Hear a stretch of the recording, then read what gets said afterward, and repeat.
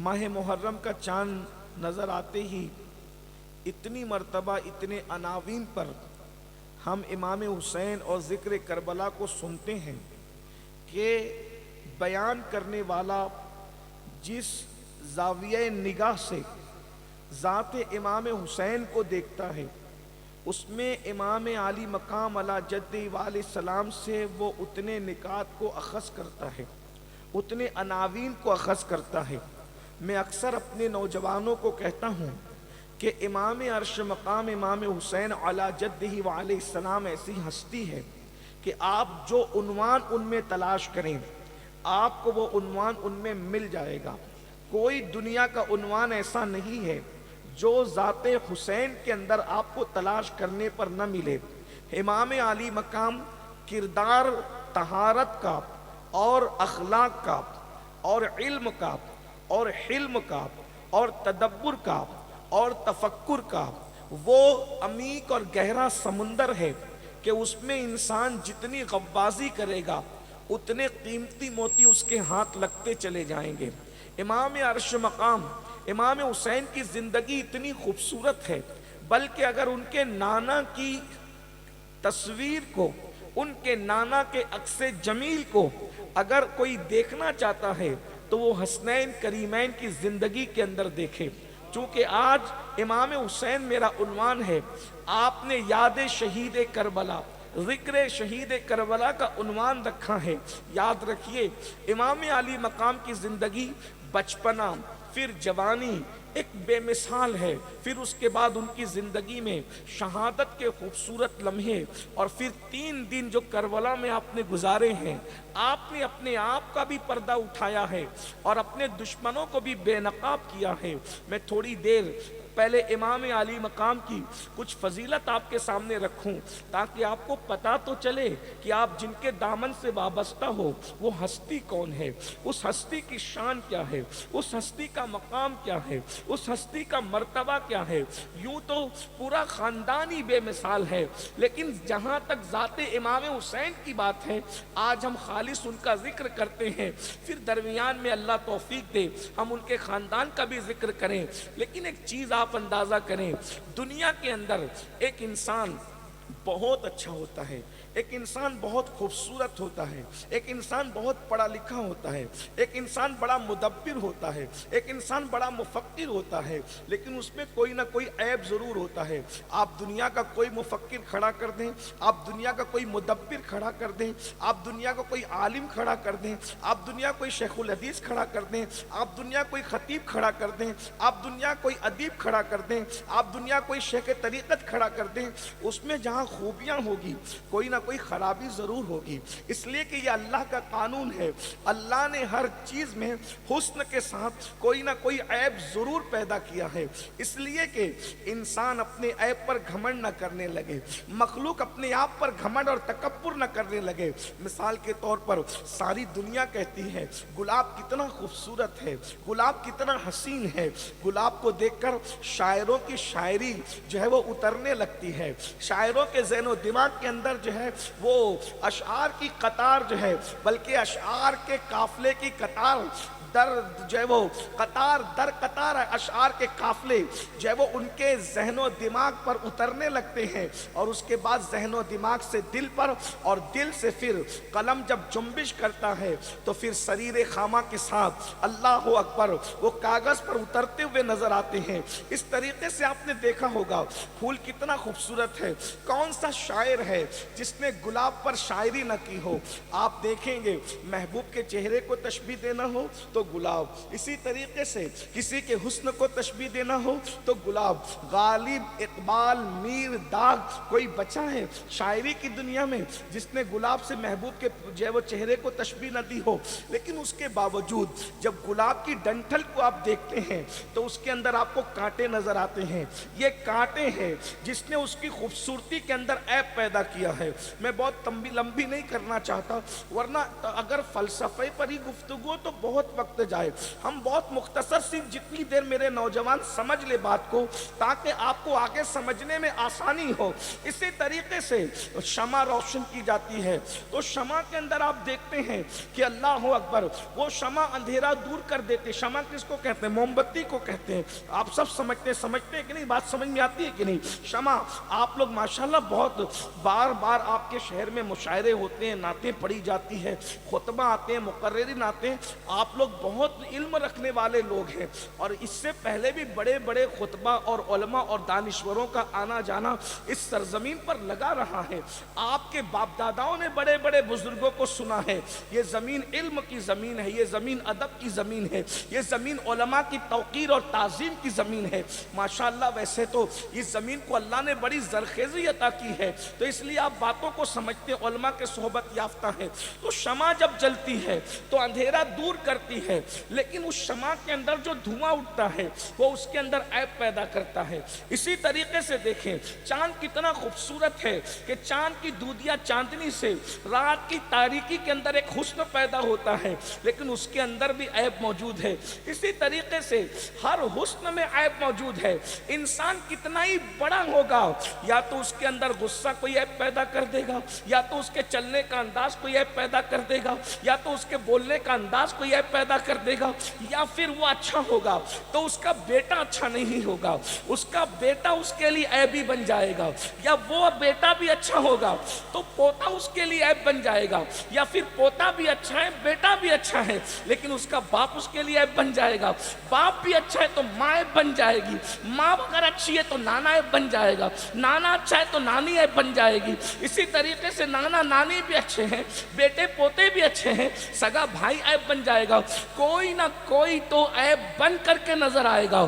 لیکن جب ہم ذات حسین کو دیکھتے ہیں، ذات امام علی مقام پر توجہ کرتے ہیں، حسین خود بہت اچھے ہیں. وقت میں گنجائش رہی تو ہم پڑھیں گے، لیکن اللہ اکبر امام حسین کے بیٹے کی طرف جب نظر کرتے ہیں تو جس کو ہم امام حسین کا بیٹا کہتے ہیں، اللہ کے رسول علیہ السلام نے ارشاد فرمایا. حضرت جابر کہتے ہیں اے جابر 7 سال کی عمر تھی امام حسین کی، صرف 7 سال کی عمر تھی. میرے آقا علیہ السلام کی بارگاہ میں صحابہ بیٹھے ہوئے تھے. میں کہاں سے پڑھ رہا ہوں؟ اللہ اکبر علامہ عبد الرحمن جامی سے، اسی طرح علامہ ابن حجر مکی سے. ان دونوں کے حوالے ذہن میں رکھیں. بات آگے بڑھتی ہے. اللہ اکبر حضرت جابر ابن عبداللہ انصاری کہتے ہیں ہم رسول اللہ کے دربار میں بیٹھے ہوئے تھے. 7 سال کے امام حسین تھے، کم و بیش 5 سال بھی ہو سکتے، 6 سال بھی ہو سکتی ہے. عمر کا جو ہے وہ الگ الگ اس میں اختلاف ہے، اس لیے کہ مگر 7 سال سے زیادہ کی عمر نہیں ہو سکتی. اس کی وجہ یہ ہے کہ جب امام حسین کی عمر 7 سال تھی تب اللہ کے رسول نے پردہ فرما لیا تھا. اللہ اکبر توجہ کریں، اندازہ فرمائیں. میرے آقا صلی اللہ علیہ وآلہ وسلم کے غلاموں، حضرت جابر ابن عبداللہ راوی فرماتے ہیں امام 7 سال کے تھے، 5 سال کے تھے یا 6 سال کے تھے، دوڑتے ہوئے آئے اور رسول اللہ کی گود میں چھلانگ لگا کر کے بیٹھ گئے. دوڑتے ہوئے آئے اور چھلانگ لگا کر رسول اللہ کی گود میں بیٹھ گئے. میں آگے بڑھنے سے پہلے اہل پالی اور گرد و نواح سے آنے والوں کی توجہ چاہتا ہوں. جس کی بارگاہ میں جنید اور بایزید سانس روک کر آتے ہو، جس کی بارگاہ میں جبریل اجازت کے بغیر نہ آتے ہو، جس کی بارگاہ میں صدیق اکبر منہ میں پتھر رکھ کے آتے ہو، جس کی بارگاہ میں مولا علی ہاتھ باندھ کے آتے ہو، اس کی بارگاہ میں حسین چھلانگ لگا کر کے آتا ہے. کیا شان ہے اس ہستی کی جسے امام حسین کہتے ہیں؟ امام حسین کی شان کیا ہے؟ اس لیے کہ یہ نبی کے بیٹے ہیں، یہ رسول اللہ کے شہزادے ہیں، اور چھلانگ لگا کر رسول اللہ کی گود میں جو ہے وہ کود کر کے بیٹھتے ہیں. اور حضور علیہ السلام ان کو، حضرت جابر کہتے ہیں، ان کو اپنے سینے سے چمٹاتے ہیں. ساری دنیا جس کے نام پہ انگوٹھے چومتی ہے وہ محمد مصطفیٰ جس کی زبان چوم رہے ہیں اسے حسین ابن علی کہتے ہیں.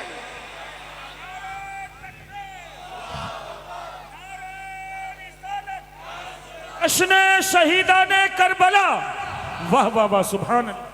ساری دنیا جس کے نام پہ انگوٹھے چوم رہی ہے وہ رسول جس کے ہونٹ چومے اسے حسین ابن علی کہتے ہیں. وہ رسول جس کی زبان چوسے کھجور کی طرح، اسے حسین ابن علی کہتے ہیں۔ وہ رسول جس کے ماتھے کو چومے، اسے حسین ابن علی کہتے ہیں۔ بلکہ یہ کہہ دوں، جس کے نام پر چومے جاتے ہیں حجر اسود، وہ رسول اگر کسی کو چومتا یا تو وہ حسن ہے یا تو وہ حسین ہے۔ میرے امام کہتے ہیں کیا بات رضا اس چمنستان کرم کی ہے، کیا بات رضا اس چمنستان کرم کی، زہرا ہے کلی جس میں حسین اور حسن۔ آپ کو اہل بیت کی معرفت حاصل ہونی چاہیے کہ آپ پیار کس سے کرتے ہیں، آپ محبت کس سے کرتے ہو، آپ کے نصیب میں مرشد بن کر کون آیا ہے، آپ نے کس سے دل لگایا ہے، آپ نے اپنی عقیدتوں کا رشتہ کس سے جوڑا ہے۔ یہ تو مقدر کی بات ہے، پالی والوں غور سے سنو، یہ مقدر کی بات ہے۔ کسی کے مقدر میں گلی کے ننگے دھڑنگے پڑے ہیں، اور ہم سنیوں کے مقدر میں زہرا کے لال ہیں۔ جب سے ملا ہے دامن آل رسول کا، بے فکر ہو گیا ہوں شفاعت کی فکر سے۔ بات کریں تو بہت دور بات جاتی ہے، لیکن توجہ کریں، آپ غور فرمائیں، میری بات اگر سمجھ میں آ رہی ہے کوئی بات نہیں، مائک کی طرف توجہ نہیں کرے، میری بات کی طرف توجہ کریں۔ ایک مرتبہ حضور مجاہد ملت کی محفل میں مائک بگڑ گیا تو سب لوگ مائک والے کو گھورنے لگے۔ ایسی ہوتا ہے۔ حضور مجاہد ملت نے بڑا خوبصورت جملہ کہا کہ مائک تو مشین ہے، وہ بگڑ جائے تو اتنا نقصان نہیں ہوتا، کیونکہ مشین بگڑ جائے تو وہ دوسری مشین کو نہیں بگاڑ سکتی، مگر انسان بگڑ جائے تو بہت نقصان ہوتا ہے، کیونکہ ایک بگڑا ہوا انسان پورے معاشرے کو بگاڑ دیتا ہے۔ ایک مائک بگڑتا ہے تو آپ لوگ کو غصہ آتا ہے، پورا معاشرہ بگڑا ہے، اس پہ غصہ کب کرو گے؟ پورا معاشرہ بگڑا ہے نا، اس کو سدھارنے کی کوشش کب کرو گے؟ مائک کے بگڑنے سے میرے عزیز اتنا نقصان نہیں ہوتا جتنا انسان کے بگڑنے سے۔ آج انسان بگڑ گیا ہے، اگر انسان سدھرتا ویسے جیسے غوث اعظم کے دور میں سدھرا ہوا تھا تو آج بھی مقرر یہاں تقریر کرتا بغیر مائک کے اور آخری بندہ سنتا نظر آتا۔ ہم مائک کے محتاج اس لیے ہو گئے نا کہ معاشرہ بگڑا ہے۔ بہرحال چلے، مائک بگڑا تو آپ کوئی توجہ نہیں کرنا، ایک بار درود شریف پڑھے تو میں بات آگے بڑھاتا ہوں۔ صلی اللہ علیہ نبی المی وآلہ وصحبہ وبارک وسلم صلاۃ وسلام علیک یا جد الحسن والحسین وعلی آلک واصحابک یا جد الغوث الثقلین۔ تو میں آپ کے سامنے ابن حجر کے حوالے، علامہ جامی کے حوالے سے بات پڑھ رہا تھا، اس کا مفہوم پڑھ، حوالے طور بھی دو اس لیے پیش کر دیے تاکہ آپ کے ذہن میں رہے۔ حضرت جابر کہتے ہیں کہ حضور ان کو چومتے لگے، سینے سے چمٹائیں لگے، اور سارے صحابہ کہتے ہیں اے میرے صحابہ، یہ حسین میرا بیٹا ہے۔ آقا فرماتے ہیں حسین میرا بیٹا ہے، فرماتے ہیں حسین میرا بیٹا ہے، اور چونکہ نواسا بیٹا نہیں ہوتا، مگر یہ رسول اللہ کی خصوصیت ہے کہ اللہ نے ان کے نواسوں کو ان کا بیٹا بنایا۔ قرآن کہہ رہا ہے ان کا بیٹا ہونے کے بارے میں، ابنا انا۔ جب سورۃ المجادلہ، جو سورہ آل عمران میں آیہ مجادلہ جب وہ آیہ مباہلہ نازل ہوئی تو مباہلے کے موقع پر جو آیت آئی نا، ابنا انا و ابنا اکم نساء انا و نساء اکم انفسنا و انفسکم، یہ آیت جب آئی تو ابنا انا کی تشریح میں حضور جن کو اپنے ساتھ لے گئے ہیں وہ امام حسن اور امام حسین تھے، تو پوری دنیا کو بتا دیا کہ میرے بیٹے ہیں، اور اس کے بعد دوسری محفلوں میں بھی ذکر کرتے رہے کہ یہ میرا بیٹا ہے۔ امام حسن کو بھی کہا، امام حسین کو بھی، لیکن یہاں ذکر امام حسین کا ہے۔ غور سے سنیے گا، آپ نے محرم شریف میں بہت سنا، اور ماشاءاللہ میں بہت چھوٹا سا طالب علم ہوں، کوئی آپ کی معلومات میں اضافہ نہیں کروں گا، لیکن ایک چھوٹی سی ایک نوکری ہے کہ اللہ کرے کہ آپ کے دل میں آل رسول کی سچی محبت، اہل بیت کی سچی محبت پیدا ہو جائے تو آپ کا بھی بیڑا پار ہے، اور انشاءاللہ میرا بھی بیڑا پار ہے۔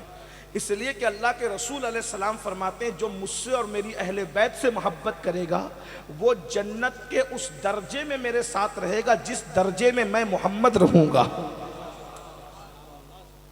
فرمایا کہ میں جس درجے میں میں محمد رہوں گا اس درجے میں درجتی فرمایا آقا علیہ الصلوۃ والتسلیم فرماتے ہیں جس درجے میں میں رہوں گا اس درجے میں میری اہل بیت سے محبت کرنے والے بھی رہیں گے. یہ بہت بڑا اعزاز ہے, یہ بہت بڑا انعام ہے اہل البیت کی محبت کا. لیکن ایک جملہ ساتھ میں اور ایڈ کر دوں آگے بڑھنے سے پہلے, محبت اہل بیت وہی قابل قبول ہے جو صحابہ کرام کی عظمت کے ساتھ ہو, جو خلفائے راشدین کے احترام کے ساتھ ہو, ہر صحابی کی تکریم اور تعظیم کے ساتھ ہو. اس کا خیال ہمیں ہمیشہ رہنا چاہیے. اور الحمدللہ اہل سنت کو ہے, کیونکہ ہمارے امام کی تعلیم یہ ہے اہل سنت کا ہے بیڑا پار, اصحاب حضور اہل سنت کا ہے بیڑا پار, اصحاب حضور نجم ہے اور ناؤ ہے, فطرت رسول اللہ کی. تو میں ابھی امام حسین کا کردار نہیں پڑھ رہا ہوں, میں یہ بتانے لگا تھا کہ باپ اچھا ہے تو اولاد نہیں, اولاد اچھی ہے تو پوتا نہیں, پوتا اچھا ہے تو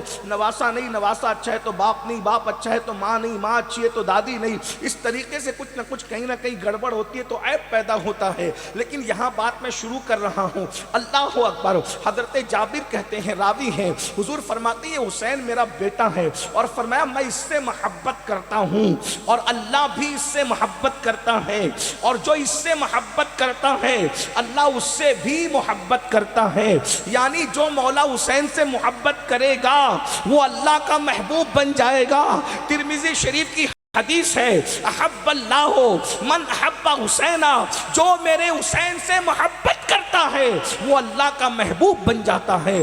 اللہ کا محبوب بننے کا کتنا آسان طریقہ ہے.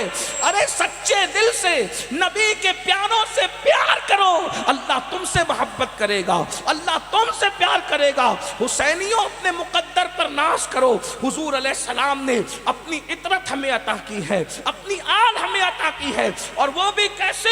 پھر میرے آقا فرماتے ہیں یہ میرا بیٹا حسین جب جوان ہوگا اس کی شادی ہوگی, پھر اس کے یہاں بیٹے پیدا ہوں گے. ان بیٹوں میں ایک بیٹا ہوگا, اس بیٹے کا نام علی ہوگا, اس بیٹے کا نام علی ہوگا, اور اس بیٹے کا نام علی ہوگا تو قیامت کے دن اس علی ابن حسین کو جو پکارا جائے گا, توجہ کرنا یہ اولاد حسین کے شان ہے, قیامت کے دن کسی بھی عالم کو, خطیب کو, فقیہ کو, پیر کو, ولی کو القاب کے ساتھ نہیں پکارا جائے گا, اس کا اور اس کی ماں کے نام کے ساتھ پکارا جائے گا. کیونکہ وہ کوئی جلسہ نہیں ہے محشر جو القاب کے ساتھ پکارا جائے, خطیب اعظم, خطیب عالم اور اللہ اور فلاں اور ڈھما, اس طرح نہیں. تمہارا نام ہوگا, تمہاری ماں کا نام ہوگا, اور ماں کا نام بھی اس لیے ہوگا تاکہ اللہ کو عیب پر پردے ڈالنا منظور ہوگا. کیونکہ کچھ ایسے بھی ہوں گے جن کا نسب صحیح نہیں ہوگا, اپنی باپ کی اولاد دنیا میں کہلاتے تھے لیکن تھے کسی اور کے, تو اللہ وہاں باپ کے نام کے ساتھ نہیں اعلان کروائے گا, ماں کے نام کے ساتھ اعلان کروائے گا تاکہ پردے پڑے. کیسا ستار ہے, ذرا غور کریں. ارے اللہ اکبر, اوروں کے القاب کے ساتھ اعلان نہیں ہوں گے, لیکن یہ محشر میں شان اہل بیت ہے. اللہ کے رسول خود فرما رہے ہیں جب محشر میں میرے بیٹے حسین کے بیٹے علی ابن حسین کو بلایا جائے گا تو یہ کہہ کے بلایا جائے گا سید العابدین حاضر ہو, سید العابدین حاضر ہو, زین العابدین حاضر ہو. تو اس وقت میرے حسین کا بیٹا علی ابن حسین کو لایا جائے گا. حضور علیہ السلام نے نام بھی خود ہی رکھا, زین العابدین لقب بھی خود ہی رکھا, سید العابدین لقب بھی خود ہی رکھا.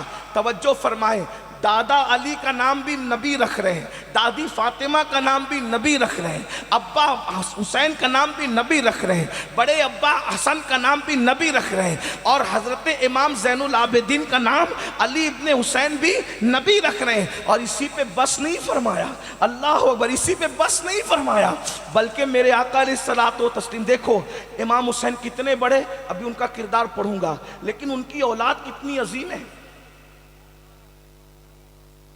کہ اللہ کے یہاں ان کو سید العابدین پکارا جا رہا ہے, اللہ کے یہاں ان کو زین العابدین پکارا جا رہا ہے. اور امام حسین کی اولاد ہی صرف اتنی عظیم نہیں ہے بلکہ پوتا کتنا عظیم ہے.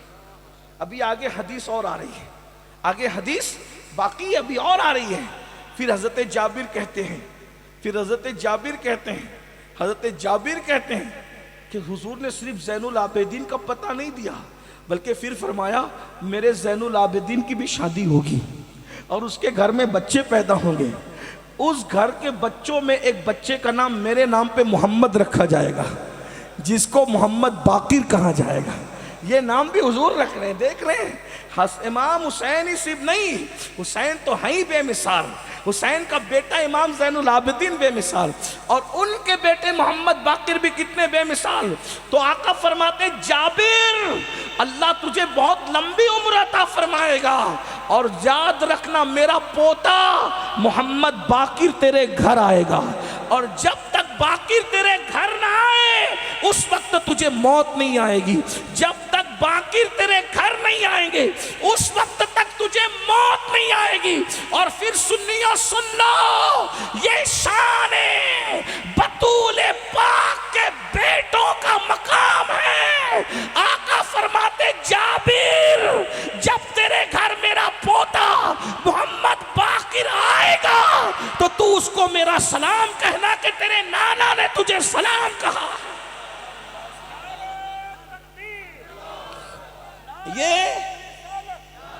یہ آل حسین ہے جس کو اللہ، ساری دنیا جس کو سلام کہے. اللہ معراج میں جس کو کہے السلام علیکہ ایھا النبی، وہ اولاد حسین کو سلام بھیج رہے ہیں. اب اس کے بعد حضرت جابر کی اتنی لمبی عمر ہوئی، پالی والو ذرا غور کرو، اتنی لمبی ہوئی حضرت جابر کی عمر، واقعہ کربلا کے بعد بھی حیات رہے. اور لمبی عمر ہونے کی وجہ سے آنکھوں کی بینائی کمزور ہو گئی تھی. اس واقعے کو بہت لوگوں نے لکھا، لیکن اب میں آپ کے سامنے ابن حجر رضی اللہ تعالیٰ کے حوالے سے عرض کروں. ایک دن حضرت جابر سے ملاقات کے لیے حضرت امام زین العابدین گئے تو اپنے ننھے سے بیٹے امام محمد باقر کو بھی ساتھ لے گئے. اور بھی واقعات ہیں لیکن ایک واقعہ یہ بھی ہے، ساتھ لے کر کے گئے تو جب لے جا کر کے بیٹھے تو آنکھیں بہت کمزور ہو گئی تھی. تو آپ نے امام زین العابدین سے بات کرتے کرتے کہا یہ بچہ کون ہے، یہ بچہ کون ہے؟ تو اس وقت امام زین العابدین نے فرمایا یہ میرا بیٹا ہے محمد، اس کا نام محمد ہے، یہ میرا بیٹا، اس کا نام محمد ہے. تو حضرت جابر نے حضرت محمد باقر کو اٹھا کر اپنی گود میں لیا اور دبانے لگے. کہا شہزادے تمہارے آنے ہی کی تو نبی نے بشارت دی تھی کہ جابر اس دن تک تجھے موت نہیں آئے گی جب تک میرا پوتا تیرے گھر نہیں آئے گا محمد باقر. اللہ اکبر. اور اس کے بعد کہنے لگے کہ آپ کو بتاؤں آپ کے نانا نے آپ کا ذکر کیا تھا اور میرے پاس ایک امانت دی، آپ کے نانا نے تحفہ دیا ہے. کہا کیا؟ آپ کے نانا نے آپ کو سلام کہا ہے. تو امام محمد باقر نے کہا کہ اے میرے نانا کے صحابی، میرے نانا نے مجھے سلام کیسے کہا ہے وہ پوری روایت مجھے سنائیے. تو امام محمد باقر کو حضرت جابر نے پوری روایت سنائی اور اس کے بعد سلام پیش کیا. اللہ اکبر. بلکہ علامہ جامی نے تو یہاں تک کہا کہ اللہ اکبر، دوسری روایت ہے یہ کہ حضرت محمد باقر کے انہوں نے بٹن کھولے اور بٹن کھول کے سینے کو ملا اور مل کر کے سونگا اور سونگ کر کے مسکرایا. تو لوگوں نے پوچھا آپ باقر کے سینے کو مل کے کیا سونگ رہے تھے؟ کہا اللہ کی عزت کی قسم جو خوشبو میں نبی میں سونگا کرتا تھا وہ خوشبو میں آل نبی میں سونگ رہا تھا. شگفتہ گلشن زہرا کا ہر گلے تر ہے، شگفتہ گلشن زہرا کا ہر گلے تر ہے. کسی میں رنگ علی ہے، کسی میں بوئے رسول، کسی میں رنگ علی ہے، کسی میں بوئے رسول. عدم سے لائی ہے ہستی میں آرزوئے رسول، کہاں کہاں لیے پھرتی ہے جستجوئے رسول. بلائیں لو تیری جائے جذبے شوق صلی اللہ کہ آج دامن دل کھچ رہا ہے سوئے رسول. عجب تماشا ہو میدان حشر میں بیدم، عجب تماشا ہو میدان حشر میں بیدم کہ سب ہو پیش خدا اور میں روبرو رسول، کہ سب ہو پیش خدا اور میں روبرو رسول. کیا شان ہے. اللہ اکبر. یہ امام حسین کی آل ہے. دیکھا آل ایسی بے مثال تو ماں باپ کتنے بے مثال ہیں. اب میں ان کا ذکر کروں تو پھر ایک وقت چاہیے، لیکن ایک ایک روایت پڑھ دوں تاکہ پتا چلے نا کہ یہ پھول کہاں سے آیا ہے. کوئی بہت بڑا مفکر مدبر پتہ نہیں کیا کیا ہو جائے، ماں کوئی لوگ کہے تیری ماں اچھی نہیں تھی، وہ تو وہیں دھڑام سے گر جاتا ہے نا، ماں اچھی نہیں تھی، تیرا باپ اچھا نہیں تھا. لیکن جس حسین کو دین بچانے کے لیے پیدا کیا نا، ان کی امی بھی کیسی امی تھی. زیادہ نہیں، ایک جملہ پڑھوں گا بس، سمجھنے والے سمجھ جائیں گے، بہت سمجھداروں پالی والے. ایک جملہ پڑھوں گا. امام حسین کی امی وہ امی ہے، توجہ بہت خیال سے، امام حسین کی امی وہ امی ہے جس مسجد میں عورت جا نہیں سکتی، جس منبر پر عورت چڑھ نہیں سکتی. اگر پہنچنے والے پہنچ رہے ہیں تو میری طرف توجہ کریں. بس اللہ کرے سیدہ کی بارگاہ میں جملے مقبول ہو جائیں. میرے لیے اور آپ کے لیے نجات. بہت بڑی بات کہنے لگا ہوں سیدہ کے لیے، ان کی منقبت میں. امام حسین کی امی کیا ہے؟ امام حسین کی امی کیا ہے؟ جس مسجد میں عورت جا نہیں سکتی، اگر چلی بھی گئی تو منبر پہ چڑھ نہیں سکتی. منبر پہ عورت کو چڑھنے کا حق نہیں. کسی دور میں مسجد کے منبر پہ عورت کبھی چڑھی نہیں اور چڑھ سکتی نہیں. جس منبر پر دنیا کی کوئی عورت چڑھ نہ سکی، اس منبر پر ہر جمعہ جس کا نام لیے بغیر خطبہ مکمل نہیں ہوتا، وہ حسین ابن علی کی امی ہے، جسے سیدہ کائنات فاطمۃ الزہرا کہا جاتا ہے. اور کسی کی امی کا نام لیا جاتا ہے خطبے میں تو بتاؤ.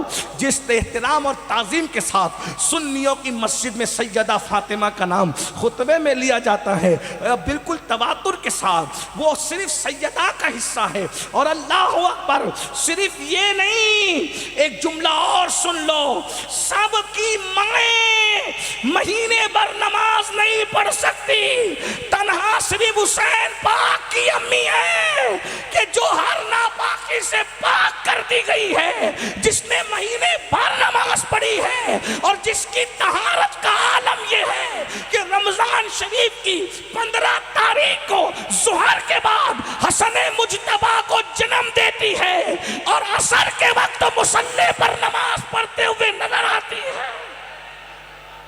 کسی کے گھر میں ایسی بیٹی ہو تو لاؤ،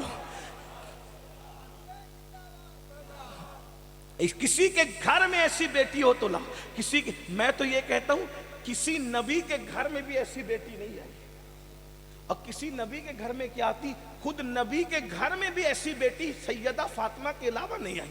حضور کی 4 بیٹیاں ہیں، چاروں شان والی، عظمت والی، بزرگی والی، تقوی والی، پروردگار ہماری مخدومہ ہیں چاروں کے تینوں کے تینوں. لیکن ان تینوں بڑی عمر ہونے کے باوجود بھی سیدہ کی فضیلت کو پہنچ نہ سکی.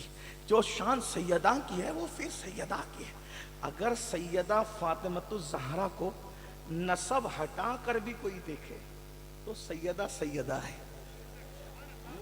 اگر کوئی نسب کی فضیلت ہٹے، ایک چیز تو نسب تو ہے ہی، اس میں تو کوئی انکار ہی نہیں، گنجائش ہی نہیں، لیکن اگر ان کا کردار بھی صرف نسب کو اگر کوئی ہٹا کر دیکھے تو کیا کردار ہے سیدہ فاطمہ الزہرا کا. ایک کردار پڑھتا ہوں اگر آپ اجازت دے تو، کیونکہ بہت تاخیر سے میں پہنچا ہوں تو لیٹ ہوا ہوں، تو میں جلدی ختم کرنا چاہتا ہوں کہ میں چاہتا ہوں کہ، اور میرا مزاج یہی ہے کہ تقریر جلدی ختم ہو تاکہ جو لوگ فجر کے پابند ہیں وہ فجر پڑھ سکیں. اگر ہم 2-3 بجے تک کے آپ کو جگائیں گے تو جو نہیں پڑھتے وہ تو نہیں پڑھتے، جو پڑھنے والے ہیں وہ بھی شب جلسہ میں فجر چھوڑ دیتے ہیں. تو جلسے کا فائدہ ہوا کہ نقصان؟ کروڑوں جلسے ایک پڑھنے میں ہو اور فجر کی ایک نماز ایک پڑھنے میں ہو تو نماز فجر کی برابری نہیں ہو سکتی جلسوں سے. اس لیے میں آپ سے گزارش کرتا ہوں کہ کوشش کیا کریں جلسے 12 ساڑھے 12 تک ختم کر دیا کریں تاکہ آپ سب نماز پڑھیں. نماز کی کوئی برابری نہیں ہے. ہم سے قیامت میں یہ نہیں پوچھا جائے گا کہ جلسے میں گئے تھے کہ نہیں گئے تھے، لیکن ہم سے پہلا سوال قیامت میں یہی ہوگا کہ نماز پڑھی تھی کہ نہیں پڑھی. اس لیے اس کا خیال کرنا ہے. بہرحال جتنا آپ کا ذوق سلامت ہے اتنی بات کروں گا. سیدہ کائنات کا کردار یا ذات ہی الگ ہے، ایک الگ ہی شخصیت ہے. کائنات میں مردوں میں عورتوں میں کوئی اس مزاج کا پیدا ہی نہیں ہوا.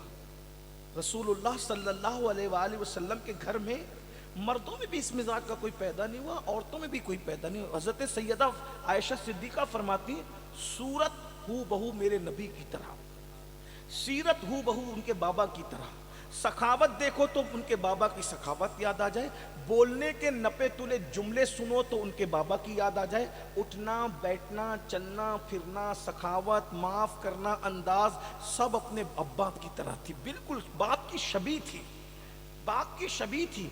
लेकिन आइए एक बात सुनिए, बहनें अगर सुन रही हो तो उनकी खास तवज्जो, औरतें अगर सैयदा फातिमतुज़ ज़हरा को आइडियल बना लेना अपने लिए, तो मैं समझता हूं कि 90% हम जराइम पर काबू पा सकते हैं। आज शौहर के घर में थोड़ी सी तकलीफ होती है तो औरतें क्या करती है, फोन उठाती है, मोबाइल तो सबके पास है ही, कोई छोटी बात तो नहीं है ये, और सीधा माँ के यहाँ, आज हमारे घर में दवा नहीं आई और ऐसा हो गया, ना सास ने ये कह दिया, ननन ने ये कह दिया, ये ऐसा हो गया, वो ऐसा। फिर उधर से बेटी चार्ज की जाती है कि अगर उन्होंने ऐसा किया तो तुम भी ऐसा करो, ये करो, जो भी चीज़ होती, इससे घर बिगड़ते हैं। बेटियों को चाहिए कि शौहर के घर की बातें शौहर के घर ही में भूल जाए और माँ के घर की बातें माँ के घर में भूल जाए। और ये जो हम अपने दामाद से लड़ने के लिए इतनी बहादुरी दिखाते हैं ना, और दामाद अपने ससुर से लड़ने के लिए जो बहुत बहादुरी दिखाता है ना, इससे घर बिगड़ते हैं। इस वक्त तो बेटियों को सैयदा फातिमतुज़ ज़हरा की जिंदगी पढ़ने की बेपनाह जरूरत है। अगर किसी का बाप फैक्ट्री का मालिक है तो उसकी बेटी के कदम जमीन पे नहीं टिकते, मेरा बाप की फैक्ट्री है, मेरे बाप के कारखाने हैं, मेरे बाप के खेत है, खलियान है, ये वो है। लेकिन मैं तुम सबको कहता हूं कि क्या सैयदा फातिमा के बाबा से बड़ा भी दुनिया में कोई मालदार देखा है? इतने बड़े मालदार बाप की बेटी थी जिसको ये कहने का हक था कि जन्नत मेरे बाप की है, जिसको ये कहने का हक था जन्नत मेरे बाप की है, जिसको जचता था ये कहना कि जन्नत मेरे बाप की है, जिसको ये कहना जचता था कि जन्नत मेरे बाप की है, जिसके बाप के दरवाजे का दरबान बनकर जिब्रील आजम आता हो, ऐसे बाबा की बेटी है फातिमा। जुमले पे तवज्जो करना, जिसके बाबा के दरवाजे का दरबान बनकर जिब्रील आजम आता हो उसको सैयदा फातिमा कहते हैं। और मेरे इमाम यूं बयान करते हैं, तेरे दर का दरबा है जिब्रील आजम, तेरे दर का दरबा है जिब्रील आजम, तेरा मदह खा हर रसूल व वली है। और कहते हैं अल्लाह अकबर, क्या बात कही है, कहते या रसूल अल्लाह, है बेताब जिसके लिए अर्श आजम, है बेताब जिसके लिए अर्श आजम, वो उस राह रवे लामकां की गली है, जिसकी गली की ये शान हो उसकी शहजादी की शान का आलम क्या होगा, जिसकी चौखट का ये आलम हो उसकी शहजादी की अजमत और बुजुर्गी का आलम क्या होगा।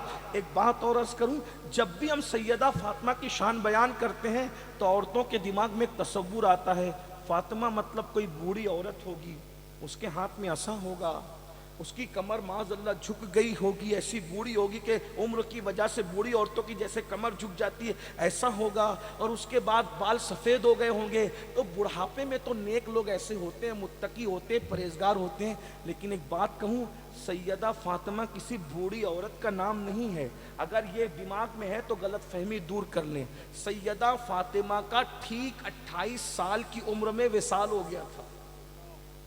यानी ये जितनी भी बुजुर्गी और तहारत और पाकिज़गी बयान हो रही है, ये ऐन जवानी और शबाब की पाकिज़गी है।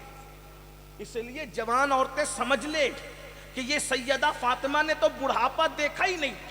एक जुमला और ऐड कर ले अपनी अकीदतों की समातों में, अल्लाह ने उनके बाबा को भी बूढ़ा होने नहीं दिया और अल्लाह ने सैयदा फातिमा को भी बूढ़ा होने नहीं दिया। बुढ़ापे में पहुंचने से पहले उनके बाबा को भी अपने पास बुला लिया और बुढ़ापे में पहुंचने से पहले उनकी शहजादी को भी अल्लाह ने अपने पास बुला लिया।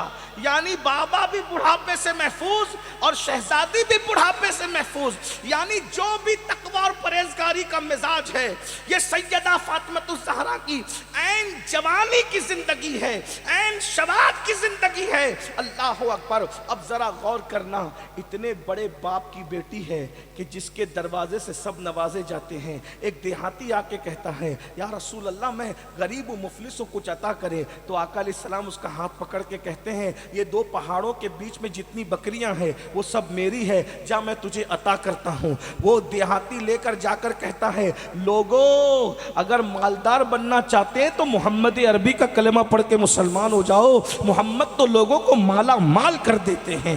اتنے مالدار بابا کی بیٹی، آپ بتائیں نا، لوگ 50 روپیہ 100 روپیہ 500 روپیہ دیتے ہیں اور اس پہ گھمنڈ کرتے ہیں۔ اللہ کے رسول نے تو جنگل بھر بھر کے بکریاں دی لوگوں کو، بن اور آج بھی دے رہے ہیں، بن مانگے دیا اور اتنا دیا، دامن میں ہمارے سمایا نہیں۔ لیکن افسوس صد افسوس، آج بیٹیوں کی اللہ اکبر خواہشات بڑھتی چلی گئی۔ آج بیٹیوں کی خواہشات اچھے کپڑوں، اچھے زیورات، اچھا مکان، اچھی بائک، اچھی کاریں، سجنے کے لیے بیوٹی پارلر، مہندی کے لیے کلبے، یہ ساری جو ہے وہ قناعت ختم ہو گئی اور یہ خواہشات بڑھتی چلی گئی۔ نتائج کیا ہو رہے ہیں؟ ہنسنے کی بات نہیں، بہنوں کی خاص توجہ۔ نتائج کیا ہو رہے ہیں؟ جب خواہشات بڑھ گئی، اب باپ پورا نہیں کر پا رہا ہے تو کیا ہو رہا ہے؟ کسی غیر کے ہاتھ میں ہاتھ دے رہی ہے خواہشات کے لیے۔ بھائی پورا نہیں کر پا رہا ہے تو کسی اور کا ہاتھ پکڑ کر کے آبرو کا سودا کر رہی ہے۔ اللہ اکبر۔ شوہر پورا نہیں کر پا رہا ہے تو شادی شدہ ہونے کے بعد بھی یہاں کی عورتیں ایسی نہیں ہوگی، ایک جنرل بات میں کر رہا ہوں، ایسے علاقے میں ایسے نہیں ہوتے، لیکن چونکہ آواز ہماری پوری دنیا تک اللہ پہنچاتا اپنے کرم سے تو پوری دنیا میں تقریر سنی جاتی ہے، تو دنیا میں جہاں ضرورت ہے وہاں کے لیے بات، لیکن ویکسین تو کہیں بھی لگایا جا سکتا ہے۔ تو کیا ہو رہا ہے؟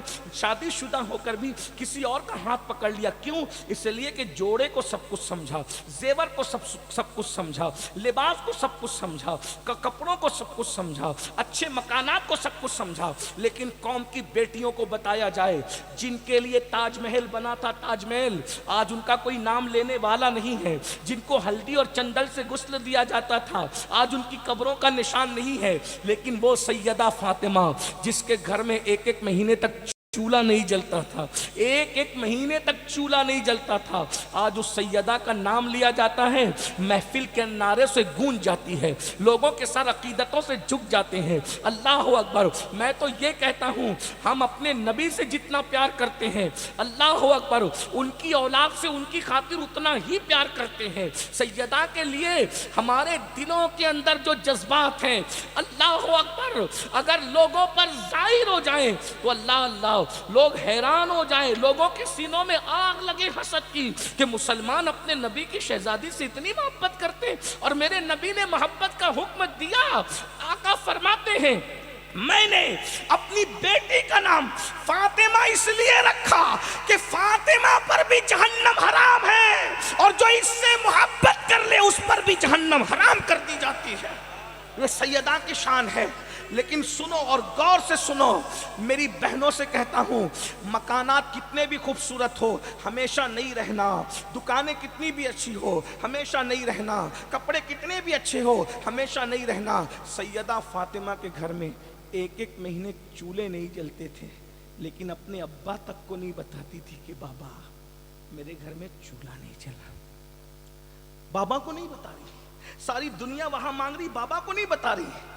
یہاں تو بیٹیاں ایک ایک بات پہنچاتی ہے اور چٹنی مرچی لگا کر کے، نمک مرچ لگا کر کے پہنچاتی ہے، بڑا بڑا کر کے پہنچاتی ہے۔ بیٹیوں کو چاہیے سیریل دیکھ کر زندگی گزارنے کا طریقہ سیکھنے کی بجائے سیدہ فاطمہ کی سیرت پڑھ کر کے زندگی گزارنے کا طریقہ سیکھو، تمہاری زندگی میں ایک نئی بہار آئے گی، ایک نیا حسن آئے گا، ایک نئی خوبصورتی آئے گی۔ ایک دن ایسا ہوا کہ سیدہ فاطمۃ الزہرا کے گھر مہینے بھر چولہا نہیں جلا۔ بابا کو تو نہیں بتایا، لیکن مولا علی کو بھی نہیں بتایا، اور نہ بتانے کی وجہ جنگ کی مصروفیات تھی۔ مولا علی جنگ کی مصروفیات میں اتنے الجھے ہوئے تھے کہ باہر ہی زیادہ تر وقت گزر رہا تھا، گھر آتے تھے مختصر رکتے تھے، کیونکہ جنگوں کی مصروفیات میں مولا علی کا بہت بڑا رول ہوتا تھا، آپ سب کو پتہ ہے۔ ایک دن مولا علی آئے اور آنے کے بعد کہنے لگے سیدہ سے، سیدہ بھوک لگی ہے، گھر میں کچھ ہے؟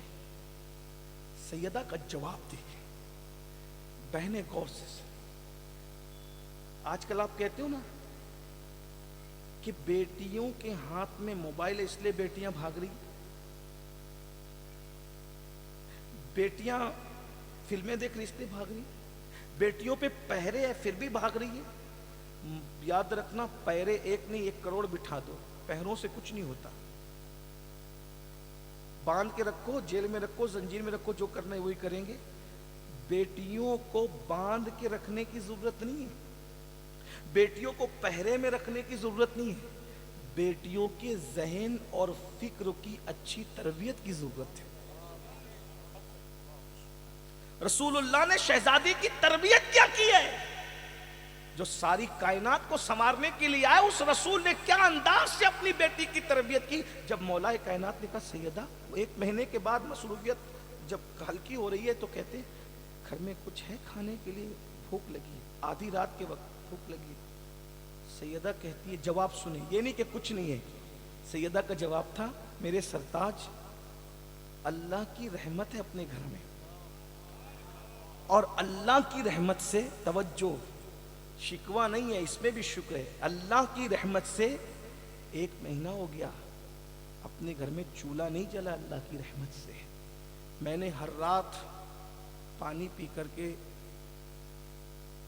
گزارا کیا ہے، اور حسنین کو سمجھا بجھا کر کبھی پانی پلایا، کبھی بکری کا دودھ پلایا، اور شہزادوں کو اس طریقے سے سلایا ہے، 1 مہینے سے گھر میں چولہا نہیں جلا۔ مولا علی نے فرمایا تم نے مجھے بتایا کیوں نہیں؟ فاطمہ تم مجھے بتا تو دیتی۔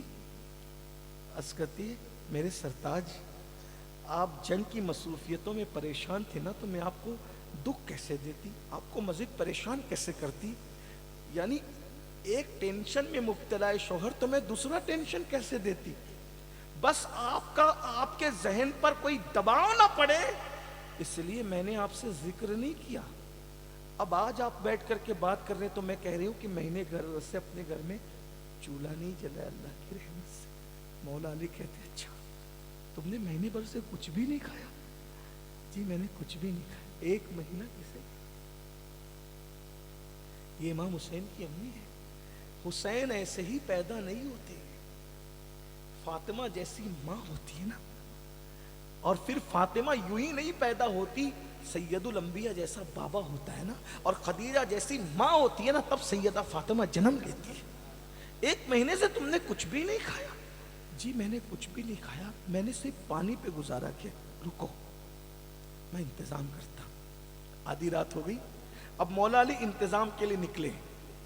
غور سے سننا، علی یہ مرتضیٰ کی غیرت، 1 مہینے سے بیوی نے کچھ نہیں کھایا ہے، علی و مرتضیٰ انتظام کے لیے نکلے، اور انتظام کے لیے نکلے تو کسی سے قرضہ نہیں مانگ رہے ہیں، مارکیٹ میں آئے کہ کوئی کام ہوگا نا تو ذرا کام کر لو۔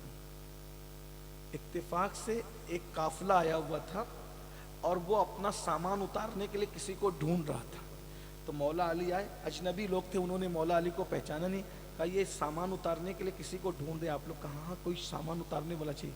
میں اتار دوں؟ کتنا دو گے؟ کہا یہ جوان اگر تو ہمارا سارا سامان اتار دے گا تو تجھے ہم 2 درہم دیں گے۔ مولا علی جس کے لیے خیبر اکھاڑ کے پھینکنا معمولی کام تھا، وہ سامان اتارنا کیا مشکل تھا، فوراً فٹافٹ سامان اتار دیا۔ کہا اچھا میں چلتا ہوں، تو انہوں نے 2 درہم دیا۔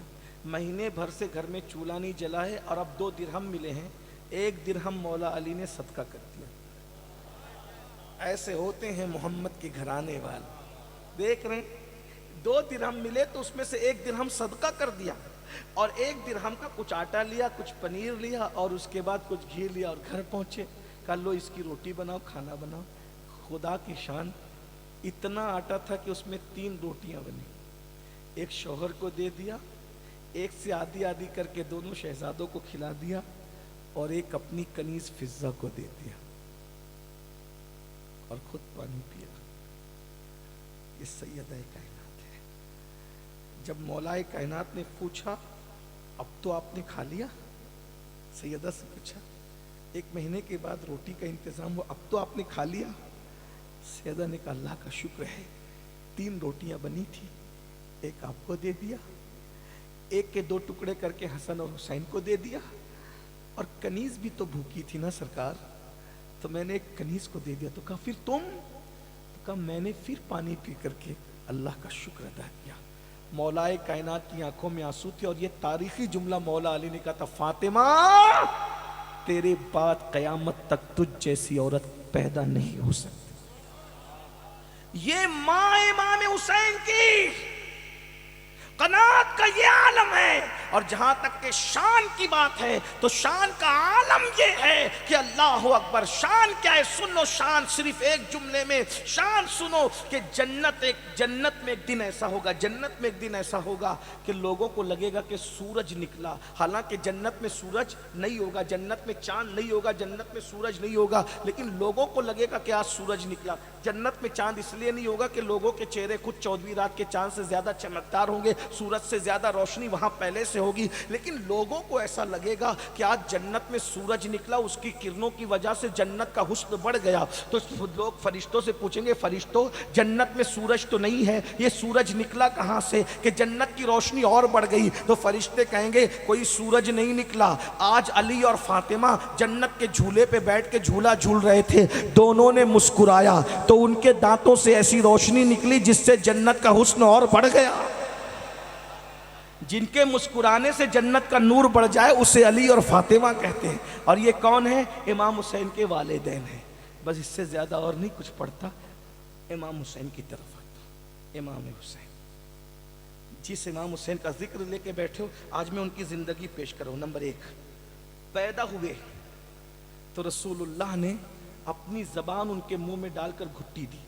میں اس پہ بہت بول چکا ہوں، پورے ہندوستان میں جگہ جگہ، جس کو سننا ہے وہ تفصیل میں ادھر جائے، صرف کڑیاں جوڑ رہا ہوں، ابھی اس کی فضیلت نہیں بیان کروں گا، ورنہ نبی کا لعاب اگر چھوٹا، اتنا سا لعاب جابر کے گھر کے آٹے میں چلا جائے تو پورا مدینہ وہ روٹیاں کھاتا پھرتا ہے، پورا مدینے کے سارے لوگ لشکر بھی کھا جاتے ہیں اور کھانا ختم نہیں ہوتا ہے نا۔ سوکھے کنویں میں چلے جائے تو کنواں پانی سے بھر جاتا ہے، کھاری کنویں میں چلے جائے تو 1400 سال کے بعد بھی کنویں میٹھے کے میٹھے رہتے۔ نکال کر ڈالو تو یہ کرم ہے، اگر نبی جس کو پوری زبان منہ میں ڈال کر کے چسا دے تو پھر اس پر کتنا کرم ہوگا۔ امام حسین کے اندر بھرا کیا تھا؟ میرے نبی نے زبان چسائی، پھر اس کے بعد پوری زندگی میرے آقا علیہ السلام نے بہت پیار کی۔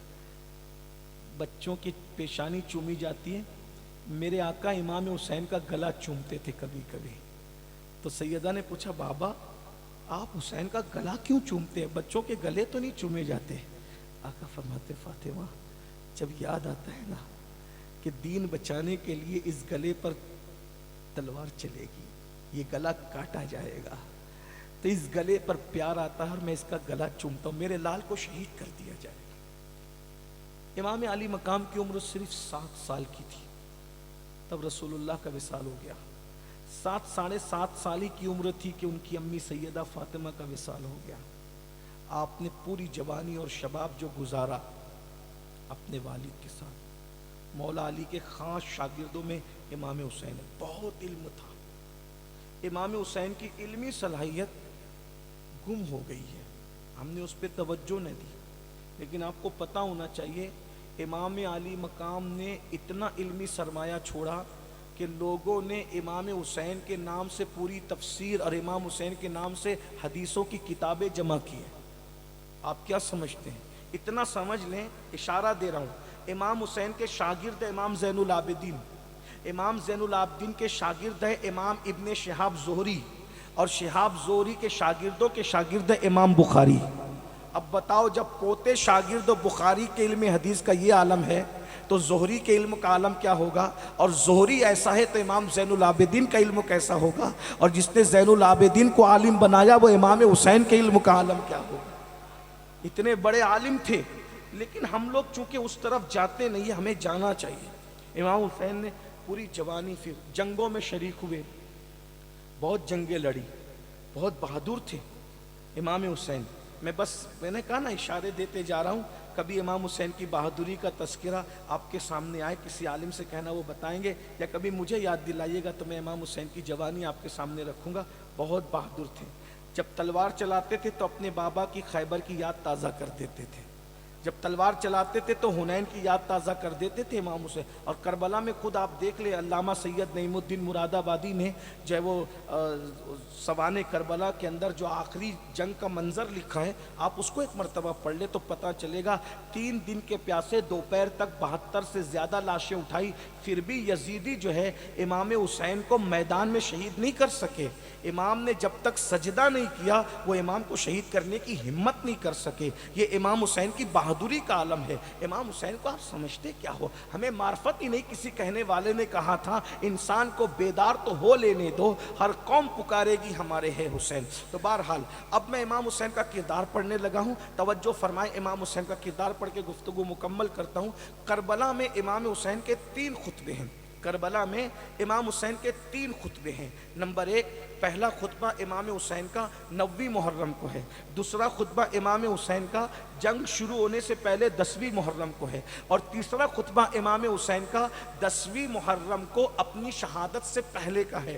اور تینوں خطبوں کے اندر آپ دیکھیں، توجہ کرنا، اب بہت خاص بات آتی ہے، میں اپنی گفتگو کو سمیٹ رہا ہوں، یہ میری گفتگو کا آخری کا حصہ ہے، جوانوں کی خصوصی توجہ چاہتا ہوں۔ نوجوانان جنت کا سردار کربلا کے اندر 3 خطبے دیتا ہے، اور تینوں خطبے سیم ہیں، ایک دوسرے سے بہت ملتے جلتے ہیں۔ نمبر 1، امام حسین کہتے ہیں تم میرا خون کیوں چاہتے ہو؟ تم مجھے قتل کرنا کیوں چاہتے ہو؟ تم مجھے شہید کرنا کیوں چاہتے ہو؟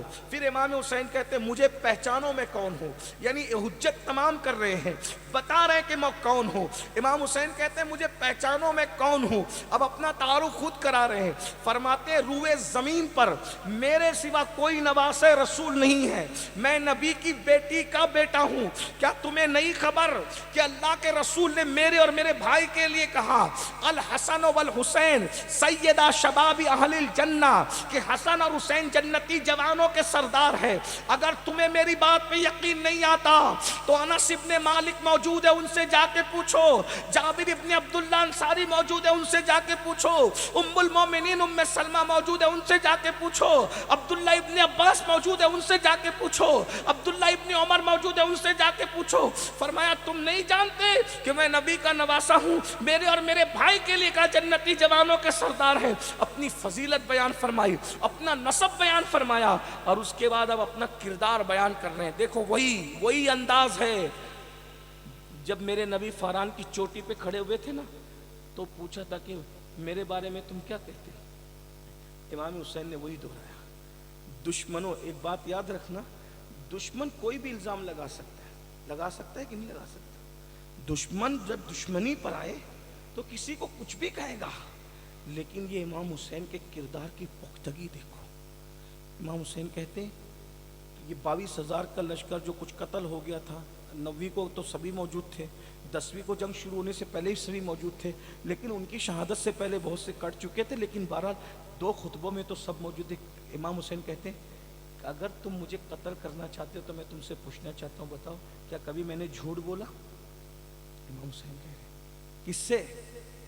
بھائیو، دوستوں سے منقبت لکھوانا آسان ہے، لیکن دشمنوں کو پوچھ رہے ہیں کیا میں نے کبھی جھوٹ بولا؟ دشمن لڑنے کو تیار ہے، مگر دشمن میں ہمت نہیں ہے کہ الزام کے طور پر بھی کہہ دے کہ آپ نے جھوٹ بولا۔ یعنی کردار اتنا مضبوط تھا کہ دشمن بھی ہمت نہیں کر پا رہا ہے، اتنے سچے تھے کہ دشمن الزام لگانے کی بھی ہمت نہیں کر پا رہا ہے۔ امام کہتے کیا میں نے کبھی جھوٹ بولا؟ کیا میں نے کبھی کسی کا قتل کیا، ناحق قتل کیا؟ کیا میں نے کسی کا ناحق مال کھایا؟ یہ امام حسین اپنے کردار کی گواہی دے رہے ہیں۔ یہ حسینیت ہے، اصل حسینیت یہ ہے کہ دشمن بھی امام حسین کے کردار پر انگلی نہ رکھ سکا۔ اے حسینیوں، آج اپنے کردار میں کتنا جھول ہے، وہاں دشمن بھی کردار پہ انگلی نہیں رکھ پا رہا ہے، اور ہمارے کردار سے ہماری بیوی بھی مطمئن نہیں ہے، اتنا جھول ہمارے کردار میں، اور ہم کہتے ہیں کہ ہم حسینی ہیں۔ ہمارا سگا بھائی، ہمارا باپ ہمارے کردار سے مطمئن نہیں، ہم حسینی کہلا کر کے ہم پورے پورے یزید کے کردار کو زندہ کرنے میں لگ گئے. ہمارے محلے کے اندر نشہ عام ہو رہا ہے, شادیوں میں نشے کو پروموٹ کیا جا رہا ہے, بھنگ, چرس, نشے کی گولیاں, ایم ڈی پاؤڈر, پتہ نہیں کس کس نام سے مسلم معاشرے میں نشے کو پروموٹ کیا جا رہا ہے. نشہ کون کرتا تھا بھائی؟ یہ کوئی مبالغہ نہیں ہے. ابن جریر کو اٹھا کے پڑھو, ابن اسیر کو اٹھا کے پڑھو, ابن کثیر کو اٹھا کے پڑھو, علامہ جلال الدین سیوطی کو اٹھا کے پڑھو, اور نہیں اتنی جو وہ پرانی کتابیں نہیں پڑھ سکتے, علامہ نعیم الدین مراد آبادی کو پڑھ لو, خطبات محرم پڑھ لو. یزید جب سوتا تھا تو اس کے سرہانے شراب کے مٹکے رکھے رہتے تھے. میری قوم کے جوانوں, آپ کس کے ساتھ کھڑے ہو؟ امام حسین کی زندگی میں تو جھوٹ نہیں تھا, اور آج آپ جھوٹ کو گناہ بھی نہیں سمجھتے. امام حسین تو نشے کے خلاف کھڑے ہوئے تھے, اور آپ شادیوں میں رت جگہوں کے موقع میں نشہ تقسیم کرتے ہو. بہت معافی کے ساتھ کہتا ہوں پالی والوں, برا مت ماننا. جو امام حسین کا شربت پیتا ہے اس کے بعد بھی وہ نشہ کرتا ہے. جو شربت حسین پیے اسے شراب سے کیا تعلق؟ اور اگر وہ شربت حسین پی کر بھی شراب اور نشے سے اپنا رشتہ جوڑ رہا ہے تو بڑی معذرت کے ساتھ میں اس کو یزیدی تو نہیں کہتا, لیکن اتنا ضرور کہوں گا, قیامت کے دن یزید کے ساتھ اٹھنے کے لیے تیار ہو جاؤ.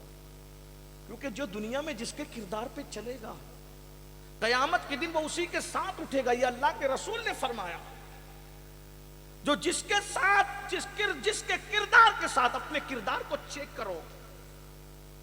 حسینی بنتے ہو صرف شربت والے, حسینی بنتے ہو صرف کھچڑے والے, حسینی بنتے ہو صرف کڑے پہننے والے, حسینی بنتے ہو صرف نعرے باندھنے والے, حسینی بنتے ہو صرف نعرے لگانے والے.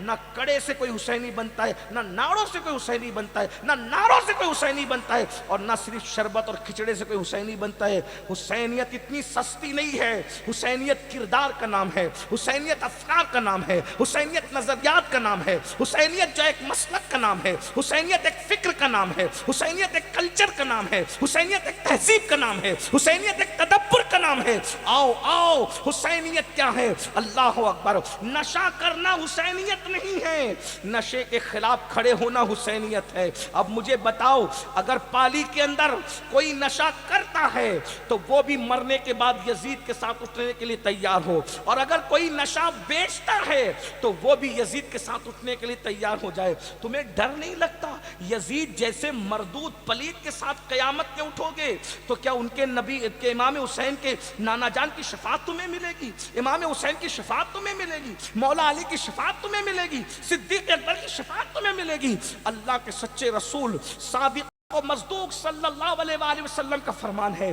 میری قوم کے جوانوں, آقا نے تو یہاں تک فرمایا, جس نے دنیا میں نشہ کیا میں محمد اس سے بیزار ہوں. قیامت کے دن جب وہ مجھے آواز لگائے گا, پکارے گا, یا رسول اللہ میری شفاعت کرے, تو میں اللہ سے کہوں گا, اے اللہ یہ نشہ کرنے والا میری شفاعت کا مستحق نہیں ہے. حضور فرمائے, اس کو فقیہ ابو اللہ سمرقندی نے اپنی کتاب میں لکھا ہے. بتاؤ قیامت کے دن اللہ کے رسول اللہ سے عرض کریں گے, مولا یہ نشے باز لوگ میری شفاعت کے حقدار اور مستحق نہیں ہیں. اس وقت تم کہاں جاؤ گے؟ بلکہ ہمارے بزرگوں نے یہاں تک لکھا, جو دنیا میں نشے کرتے ہیں مرنے سے پہلے ان کا ایمان چھین لیا جائے گا اور وہ کافر ہو کے مریں گے. اس کا خطرہ ہے, اس کا ڈر ہے. نشے سے ملتا کیا ہے؟ کہتے ٹینشن ہوا تو نشہ کر لیا. نہیں, اپنا کام نہیں نشہ کرنا. میرے جو نوجوان نشہ کرتے ہیں ایم ڈی کا کسی آج وہ توبہ کرے, میرے کہنے پہ نہیں, امام حسین کے نام پہ توبہ کرے کہ حسینیت نشے کو ختم کرنے کا نام. نشے سے توبہ کرو, نشے کا خاتمہ, اور اپنی اہمیت جانو. میری قوم کے جوانوں, تم بہت قیمتی ہو. میرے جوانوں تم بہت قیمتی ہو, تم امت کا سرمایہ ہو. کربلا میں جتنے لڑے تھے سب جوان تھے. ارے تم نشہ کرو گے تو اپنے بچوں کی پرورش کیسے کرو گے؟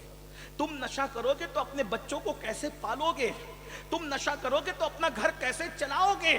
اللہ کے رسول تو نشہ کرنے والوں سے اتنی نفرت کرتے ہیں، آقا علیہ الصلوۃ والتسلیم ارشاد فرماتے ہیں اگر نشہ کرنے والے تمہاری محفل میں آئے ان کو بیٹھنے کے لیے جگہ بھی مت دو۔ جو نشہ کرنے والوں کو بیٹھنے کے لیے محفل میں عزت کی جگہ دیتے ہیں، قیامت کے دن اللہ ان کو اندھا اٹھائے گا۔ یزید وہ تھا جس نے سفر حج میں بھی نشہ کیا ہے، اس لیے نشے سے نکلو۔ آج مسلم معاشرے کے اندر نشہ اور نشے کے ساتھ حرام کاروبار مسلم معاشرے میں کتنا بڑھ رہا ہے، حرام کاروبار کتنا بڑھ رہا ہے مسلم معاشرے میں۔ سود کے دھندے مسلم معاشرے میں عام ہو رہے ہیں۔ بڑے بڑے حاجی نمازی کہلانے والے اللہ ماشاء اللہ ہر سال حج کو جانے، عمرہ کو جانے، ایسے بہت سے لوگوں کو ہم جانتے ہیں، وہ چوری چوری جو ہے سود کے کاروبار کرتے ہیں۔ تمہیں نہیں پتا اللہ کے رسول نے فرمایا جو 1 درہم حرام کا کھائے گا 1000 سال تک کے وہ جہنم میں جلایا جائے گا۔ 1 درہم، درہم کیا آج کل درہم ختم ہو گیا، بلکہ یوں کہہ لیں 1 لقمہ جو حرام کا کھائے گا وہ 1000 سال تک جہنم میں جلایا جائے گا۔ حرام کاروبار کرتے ہیں مسلمان، حلال کی طرف آؤ۔ مجھے یہاں ایک بات یاد آئی، پتہ نہیں میں نے کہیں بیان کیا یا نہیں کیا، مجھے ایک بات یہاں یاد آئی، سن لے۔ امام حسین کی تربیت، امام حسین کی تربیت، بہنیں بھی سن لے، امام حسین کی تربیت۔ کربلا میں جب سب شہید ہو گئے، سب شہید ہو گئے کربلا میں، اور شہید ہو گئے تو آپ کو پتہ ہے کہ ننھے علی اصغر کو بھی 6 مہینے کے بے گناہ شہزادے کو بھی شہید کر دیا، شہزادہ علی اکبر جیسے جوان کو شہید کیا، امام قاسم کو شہید کیا، اون محمد کو شہید کیا، امام حسین کو بھی سب کو، اور صرف شہید نہیں کیا۔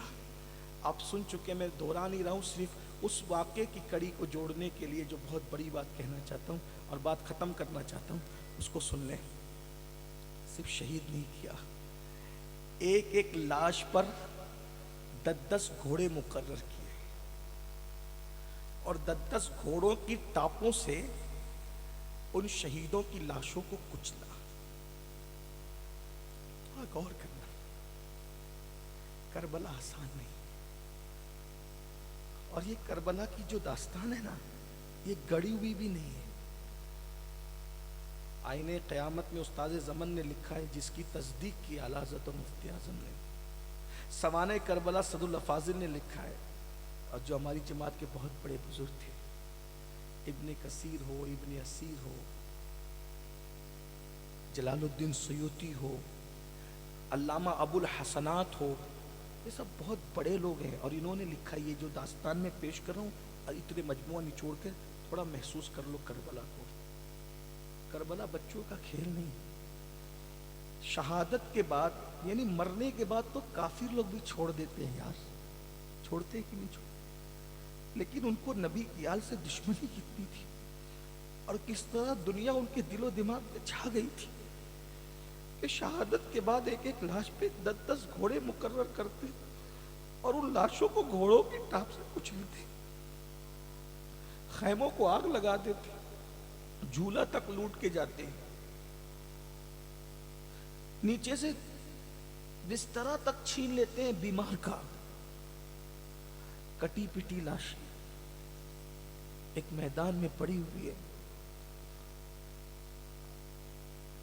سیدہ زینب خود فرماتی ہے، میں نے کتابوں کے حوالے پڑھ دی کہ نبی کی بیٹیوں کے ہاتھوں میں رسیاں باندھ دی جاتی۔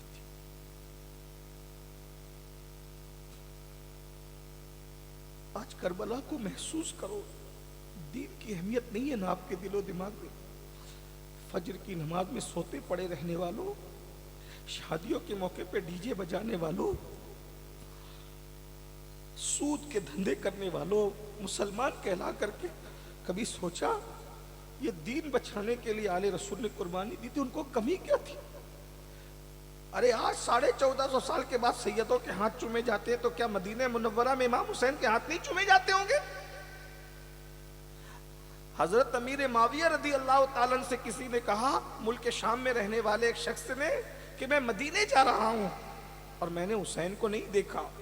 اگر میں حسین سے ملاقات کروں تو میں کیسے پہچانوں کہ حسین کون ہے؟ تو حضرت امیر معاویہ کہتے ہیں پوری مسجد میں جو سب سے زیادہ خوبصورت ہوگا وہی حسین ہوگا، اور جس کے آگے پیچھے سب ادب کے ساتھ ہاتھ باندھ کے بیٹھے ہوں گے وہ حسین ہوگا، سب سے زیادہ جس کا لوگ احترام کر رہے ہوں گے وہ حسین ہوگا، سب سے زیادہ جس کی لوگ تعظیم کر رہے ہوں گے یہ حسین ہوگا۔ یہ پہچان بتائی جو ادب اور تمکنت کے ساتھ جس کے پاس جمگٹا لگا ہوگا غلاموں کا وہ حسین۔ اتنی پھولوں کی سیج چھوڑ کر کربلا کے ریگزار پر جب خاندان لے کے پہنچے، کیا مفاد تھا؟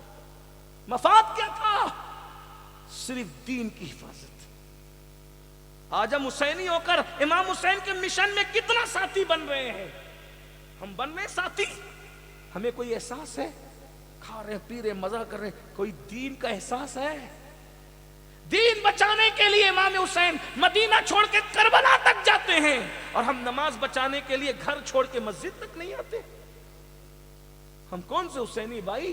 ارے یزید کے کردار کو زندہ مت کرو ورنہ مرنے کے بعد پچھتاؤ گے۔ چھوڑ دو حرام، چھوڑ دو نشہ، شادیوں میں ڈی جے چھوڑو، دولت کے نشے پہ قدرت کو چیلنج کرنے والوں، اللہ دینا جانتا ہے تو چھیننا بھی جانتا ہے۔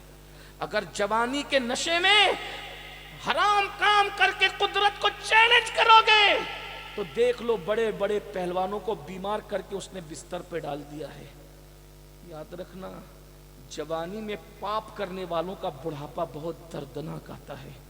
علامہ ابن رجب حنبلی کہتے ہیں جوانی میں جو پاپ کرتے ہیں بڑھاپے اتنا بدترین اللہ مسلط کرتا ہے کہ بھیک مانگتے ہیں تو کوئی بھیک دینے والا نہیں رہتا۔ آپ کو پتا ہے شمر بھیک مانگتا تھا تو کوئی اس کو بھیک دینے والا نہیں۔ اپنے علماء سے پوچھو یزیدیوں کا انجام کیا ہوا؟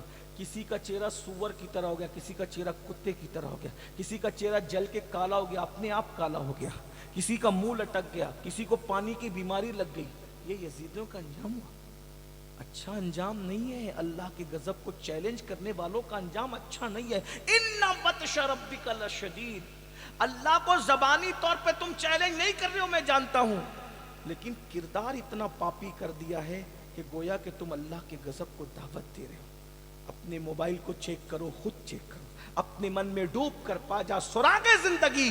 تو اگر میرا نہیں بنتا نہ بن، اپنا تو بن۔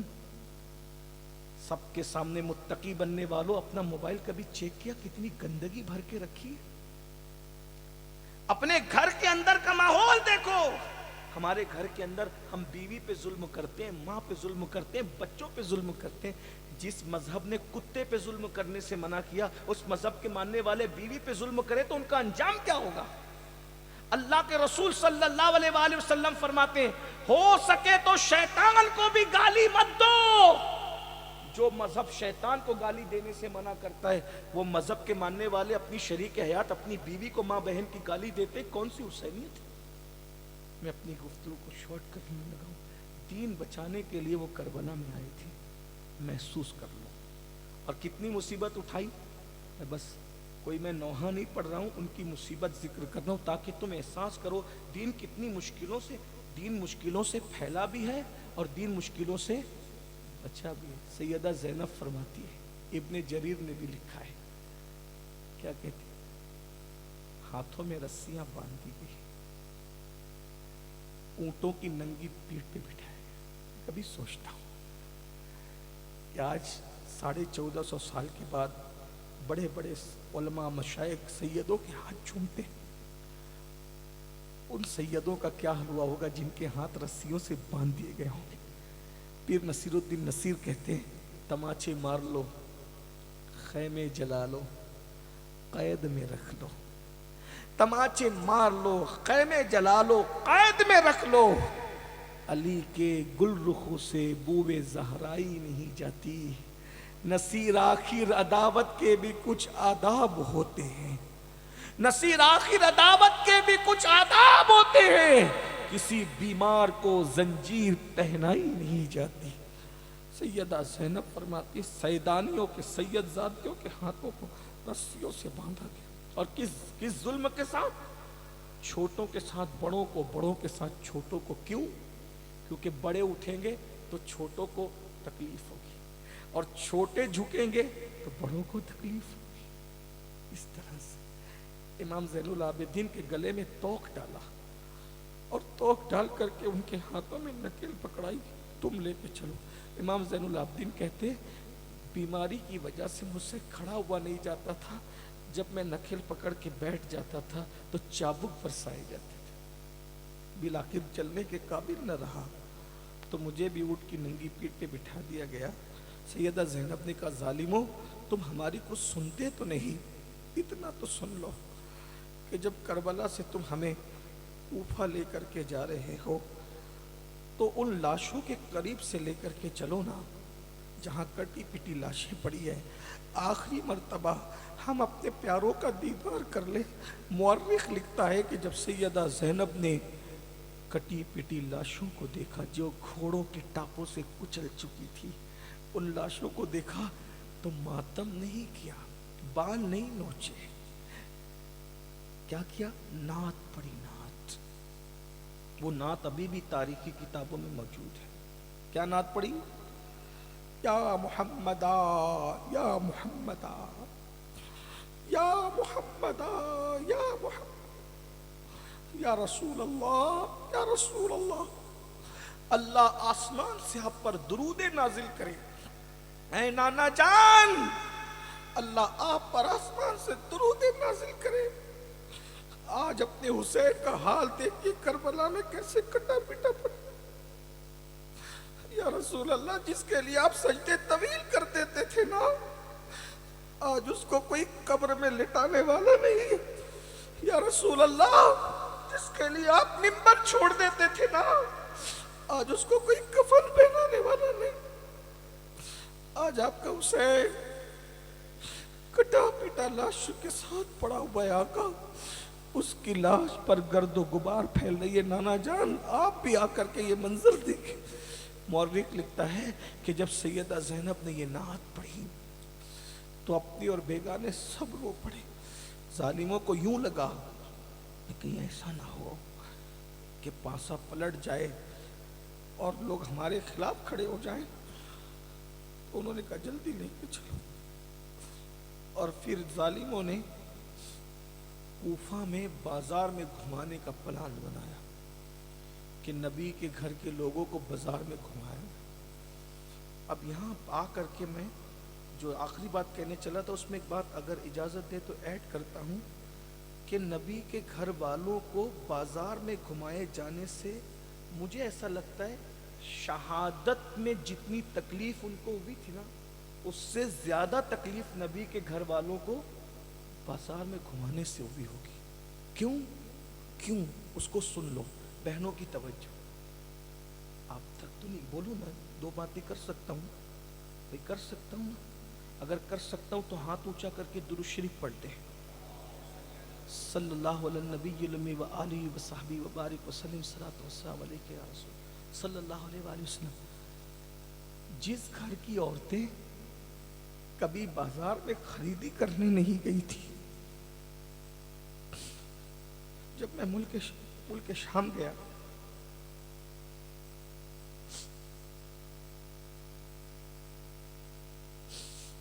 مجھے یہی یاد آیا تھا کہ وہ کبھی بازار خریدنے نہیں گئی تھی۔ جب نبی کی بیٹیوں کو بازار میں وہ لے کر گئے، ان کے دلوں پہ گزری کیا ہوگی۔ بہت بغیرت مند بیٹیاں تھی نبی، بہت غیرت مند، کتنی غیرت مند بیٹی تھی نبی، ثانی زہرا سیدہ زینب۔ دن کے اجالے میں کبھی نانا کے مزار پہ سلام کرنے نہیں گئی۔ یہ نبی کی بیٹی زینب، آپ ان کی قربانی کو محسوس نہیں کر رہے ہو بھائی؟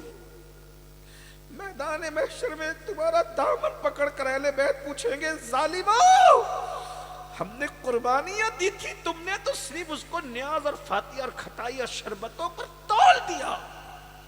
میں نیاز فاتحہ کا مخالف نہیں ہوں، نیاز فاتحہ کرو، لیکن قربانی پہلے محسوس کرو نا۔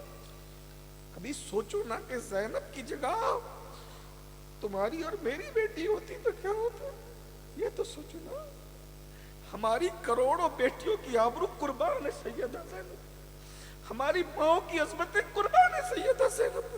کبھی سوچا حسین کی یتیم شہزادی سکینہ کی بجائے میری تمہاری بیٹی کو اونٹ کی ننگی پیٹھ پر کوئی بازار میں گھمائے تو ہمارے دل پہ، اور اس دن رسول اللہ کے دل پہ کیا گزرتی ہوگی، اس دن علی مرتضیٰ کے دل پہ کیا گزرتی ہوگی، اس دن سیدہ فاطمہ کے دل پہ۔ ان کی احتیاط سن لو تو آپ کو محسوس ہو جائے، میں کوئی مرثیہ نوحہ پڑھنے نہیں بیٹھا، نہ میں اس کا قائل ہوں، لیکن میں صرف بتا رہا ہوں محسوس کرو کہ سیدہ زینب کے دل پر کیا بیتی ہوگی، جو دن کے اجالے میں کبھی نانا کے مزار پہ نانا کو سلام کرنے نہیں جاتی تھی، وہ سیدہ زینب جب نانا کو سلام کرنے کو دل چاہتا تو اپنے بابا سے کہتی بابا آج میں نانا کو سلام کرنے جاؤں گی، تو مولا علی اپنی بیٹی کو کس شان سے لے جاتے تھے نانا کے مزار پر۔ ایک بہت بڑی محقق عورت گزری ہے مصر میں جس کو بنت النیل کہا گیا ہے، بہت بڑی عالمہ فاضلہ ہے، اس کا نام ہے ڈاکٹر عائشہ عبد الرحمن۔ ڈاکٹر عائشہ عبد الرحمن اپنی کتاب میں لکھتی ہے جب رات کی تاریکی میں سیدہ زینب اپنے نانا کی مزار پر سلام کرنے جاتی تھی، کس انداز سے جاتی تھی، آگے مولا علی چلتے تھے، دائیں طرف امام حسن، بائیں طرف امام حسین، اور پیچھے ان کے شوہر عبداللہ ابن جعفر طیار، چاروں طرف سے ایسا گھیرا بنتا تھا۔ تب آدھی رات کے بعد اپنے نانا کو سلام کرنے مزار پر سیدہ زینب جاتی تھی، اور جب نانا کے مزار پر پہنچتی تھی تو مولا علی مسجد کے خادم سے کہتے تھے سارے چراغ بجھا دے۔ مولا کائنات مسجد کے خادم سے کہتے تھے سارے چراغ بجھا دے، خادم کہتا مولا آپ مسجد میں آئے، مزار رسول پہ آئے، میں کیسے چراغ بجھا دوں؟ تو مولا فرماتے اکیلا نہیں آیا، اپنی بیٹی زینب کو ساتھ میں لے کر کے آیا ہوں، سارے چراغ بجھا کے اندھیرا کر دے تاکہ اگر اچانک کوئی نبی کو سلام کرنے آئے تو اجنبی مرد کی نظر میری زینب کے وجود پر نہ پڑنے پائے، اس لیے سارے چراغ بجھا دیے جائیں۔ جن کی غیرتوں کا عالم یہ تھا، جس وقت ان کو بازار میں لے کے جایا گیا ہو، ان کے کلیجوں پہ کیا چھری گزری ہوگی، آپ محسوس کریں نا ذرا۔ یہ دین بچانے کے لیے قربانی دی، یہ سنیت اور مسلک۔ آج آپ کو کوئی اہمیت نہیں، نماز چھوٹتی ہے چھوٹتی رہے، روزے چھوٹتے چھوٹتے رہے، نشہ کرو پھر بھی ہم جنتی، ایسی سستی جنت نہیں ہے، یہ دین بہت قیمتی ہے، قربانی کے بعد اپنے پاس آیا۔ پھر کیا ہوا، وہی بس اینڈ اپ کر دوں اسی بات پر۔ اعلان ہو گیا کوفہ میں، انہوں نے یہ اعلان نہیں کیا ہے کوفہ میں کہ آل رسول کو کاٹ ڈالا، آل رسول کو مار ڈالا، یہ نہیں، ان ظالموں نے جھٹوں نے جھوٹ بولا، کہا کہ ڈاکوؤں کو جو جنگلوں میں لوگوں کے قافلے لوٹتے تھے ہم نے ان کو مار ڈالا، باغیوں کو کاٹ ڈالا، ان کے کٹے ہوئے سر لا رہے، ان کے بچوں کو بھی لا رہے۔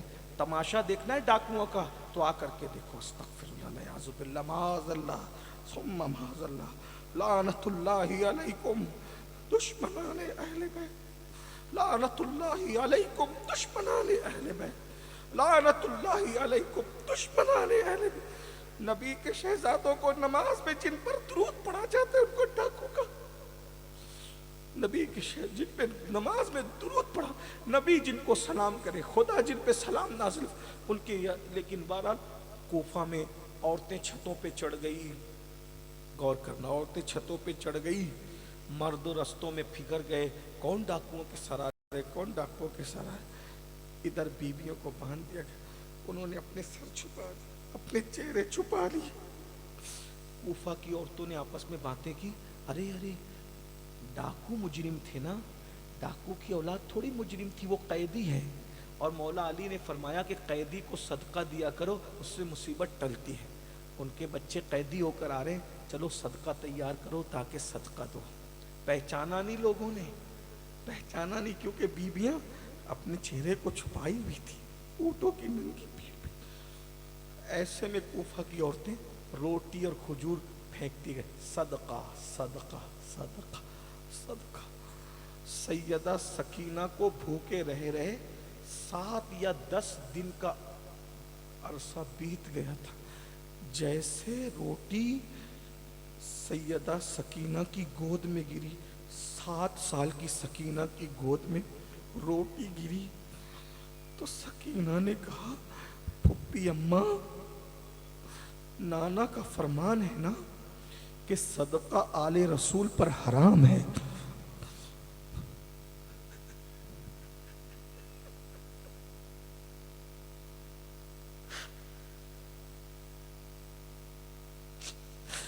इमाम हुसैन की तरबियत देखो, घर का माहौल देखो। पुप्पी अम्मा, नाना का फरमान है कि आले रसूल पे सदका हराम है, तो क्या 1 हफ्ते की भूख के बाद ये हराम सदका आले नबी पे हलाल हो जाता है? सैयदा ज़ैनब गरज कर बोली, ए कूफा की औरतों, हम सदका खाने वाले लोग नहीं हैं, हमें पहचानो, हम आले रसूल हैं, हमारा सदका लोग खाते, हम लोगों का सदका नहीं खाते। और सैयदा सकीना का, बेटी सदके को हाथ न लगाना, क्योंकि नाना ने हम पे हराम, जो नाना ने हम पे हराम कर दिया हम उसको नहीं खाते। अब आपसे पूछता हूं, सदका सिर्फ आले रसूल पे हराम है, लेकिन दूसरे गरीबों के लिए तो हलाल है ना? बोलो, सदका पाक है, सदका नापाक नहीं है। मेरी भाइयों, मेरे बहनों, हुसैनियों का अंदाज, 7 दिन 10 दिन की भूखी सकीना जब इतनी भूख के बाद नाना का हराम किया हुआ सदका नहीं खाती, तो मुसलमानों तुम सूद कैसे खाते हो? वो सूद जो सूअर से ज्यादा बुरा है, वो सूद जो सूअर खाने से ज्यादा बुरा है, इसलिए कि सूअर भी हराम है और सूद भी हराम है, मगर फर्क ये है कि सूअर खाने वालों के साथ अल्लाह ने जंग का ऐलान नहीं किया, मगर जो सूद खाते हैं अल्लाह ने उनके साथ जंग का ऐलान किया। कैसे हुसैन? आओ, हलाल कमाओ, हलाल खाओ, सूद का बाइकाट करो, ढोल ताशों का बाइकाट करो, डीजे का बाइकाट करो, हराम कामों का बाइकाट करो, इन सब चीज़ों से बचो। और अपनी ज़िंदगी, इमाम हुसैन ने नमाजें पढ़ी, इमाम हुसैन के कटे हुए सर ने नेज़े पे तिलावत की। हुसैनियों से मैं हाथ मत उठाना, लेकिन कहता हूँ आज से कितने दिन पहले कुरान हाथ में लिया था, कभी अपने आप में डूब के सोचो। वो कटा हुआ सर कुरान नहीं छोड़ता, और तुम 3 बार पेट भर के एक दिन में खाते हो, कुरान को कितनी बार हाथ लगाते हो? मोबाइल कितनी बार देखते हो, कुरान कितनी बार? अहले बैत तो कुरान कभी नहीं छोड़ते। सर जिस्म से अलग हो जाए, धाड़ छोड़ सकता है सर, दुनिया छोड़ सकता है सर, कुरान नहीं छोड़ सकता। कटे हुए सर ने कुरान पढ़ा, बताया हम अहले बैत का ताल्लुक कुरान से नहीं छूट सकता। सर सजदे में रख के जान दे के बचाया, हम अहले बैत का ताल्लुक सजदे से नहीं छूट सकता। आइए ना, असली हुसैनियत की तरफ आइए। मेरे जवानों, एक दिन मरना है, या तो तुम यजीद के साथ उठोगे क़यामत में, या तो इमाम हुसैन के साथ। तुम्हारे ऊपर है, नशा करोगे, चोरी करोगे, डकैती करोगे, झूठ बोलोगे, नमाज छोड़ोगे, औरतों पे पाप की नजरें डालोगे, जिना के अड्डों पे जाओगे, हराम काम करोगे, उठना तुम्हें यजीद के साथ है। कोई मुकर्रिर, कोई पीर, कोई आलिम, कोई खतीब चाहे आपकी जितनी हिमायत में खड़ा हो जाए कि नहीं नहीं ये लोग ऐसे नहीं हैं, लेकिन मेरे रसूल ने कह दिया, मन तशब्बहा बिकौमिन फहुवा मिनहुम, जो जिससे मुशाबहत करेगा वो उन्हीं में से है। अब आप मुझे बताओ, मैं नबी की मानूं या मुकर्रिर लोग की मानूं, किसकी मानूं? तो याद रखो, इतने नादान मत बनो, एक दिन मरना है। अल्लाह फरमाता है, ऐनमा तकूनु युद्रिकुमुल मौत वलौ कुंतुम फी बुरूजिन मुशय्यदा, अगर तुम मजबूत किलों में जाके छुप जाओगे तो भी तुम्हें मौत आएगी। अब तुम तैयारी कर लो, उठना किसके साथ है? अगर हुसैन वाले काम करोगे, मौला हुसैन के साथ उठोगे, और जो मेरे हुसैन बादशाह के साथ उठेगा, हुसैन तो ताजदार है जन्नत का, इंशाअल्लाह उन वो जन्नत में जाएंगे, हमें महरूम नहीं छोड़ेंगे, हमें भी अपने साथ जन्नत में लेके जाएंगे। अब आप पर है, बताओ कितने लोग आज पंजतन के नाम पे तौबा करते हैं अपने गुनाहों से? हाथ उठा करके ऐलान करो इस मजमे में, कितने लोग सच्ची तौबा करते पंजतन के नाम पे? आज हाथ उठाओ, ऊपर उठाओ। कल मैंने बाबा ताजुद्दीन के आस्थाने पे हाथ उठवाया तो लोगों ने गुटके से तक तौबा कर ली। मौलाना بے نمازی پن تو بے نمازی پن ہے. وہاں کے جوانوں نے کہا آج سے ہم آپ دیکھیں وہ ویڈیو اگر ملے گی, انہوں نے گٹکے سے تک, حالانکہ گٹکے کو ہم حرام نہیں کہتے, وہ تو نقصان دہ ہے, بہت نقصان دہ, لیکن بہرحال نماز بے نمازی پن سے کتنے لوگ توبہ کرتے ہیں؟ ذرا آج ہاتھ اٹھا کر بتاؤ تو کتنے لوگ بے نمازی پن سے توبہ کرتے ہیں؟ پنجتن کے نام کی بات ہے, مجھے کچھ نہیں کہنا, اٹھائے نا تھوڑا سا, ذرا سب بھی تو دیکھیں نا, ہم بھی تو دیکھیں نا, بنا کر فقیروں کا ہم بھیس غالب, تماشائے اہل کرم دیکھتے, ذرا ہم بھی تو دیکھیں نا تماشا اہل کرم. بہت نبی کے نام پہ, اہل نبی کے نام پہ قربانی دینے کی, وہاں اٹھا کے رکھو, ایسے نہیں, جب تک میں نہ کہوں ذرا اٹھا کے, زبردستی نہیں, جو وعدہ کر رہے وہی اٹھائیں, پھر ہم بھی دیکھیں نا کتنے حسینی ہیں. ہاں کچھ ہاتھ ابھی بھی نیچے ہے نا, کوئی بات نہیں, لیکن ہاں یہی تو بات ہے نا, جب نعروں کی بات آتی تو سب ساتھ چلتے ہو, لیکن جب قربانی کی بات ہے, کتنے لوگ ہاتھ اٹھاتے ہیں نمازی بننے کے لیے پنجتن کے نام پہ؟ سبحان اللہ, ماشاءاللہ. اب ہاتھ نیچے کر لو, اب ہاتھ نہیں اٹھانا. اللہ نہ کرے اگر کوئی حرام کاروبار کرتا ہے وہ بھی توبہ کرے, حلال کو لازم پکڑے. اگر امام کی محفل میں حلال کا وعدہ کرو گے نا, حرام سے جتنا کماتے ہو انشاءاللہ پنجتن کا صدقہ اللہ اتنا دے گا, حلال سے اس سے زیادہ کماؤ گے. اللہ اتنا دے گا کہ تمہاری نسلوں کو آباد کرے گا. اور یاد رکھنا, حلال میں برکت ہے, حرام میں برکت نہیں ہے. سور حرام ہے, 15 سال میں پیدا ہوتے ہیں, لیکن ہر گھر کے دروازے پہ سور نظر نہیں آتا, کھیتوں کے اندر سوروں کا ریوڑ نظر نہیں آتا. بکری حلال ہے, 2 یا 3 پیدا ہوتی ہے, پھر بھی گھروں کے دروازوں پہ بکریاں نظر آتی ہے, اور جنگلوں میں ریوڑ کے ریوڑ نظر آتے ہیں. اور بتایا جاتا ہے جس کو اللہ نے حلال کیا ہے اس میں اللہ نے برکت عطا فرمائیے. اللہ تعالی ہم سب کو سچی کربلا کو سمجھنے کی توفیق عطا فرمائے, دین پر عمل کرنے کی توفیق عطا فرمائے. گفتگو کے درمیان اگر کوئی غلطی ہو تو اللہ معاف فرمائے. ہم سب کو اللہ اہل بیت کا سچا عشق صحابہ کے احترام کے ساتھ عطا فرمائے, صحابہ کی تعظیم کے ساتھ عطا فرمائے. استغفر اللہ ربی من کل ذنب و اتوب الیہ وما علینا الا البلاغ. السلام علیکم.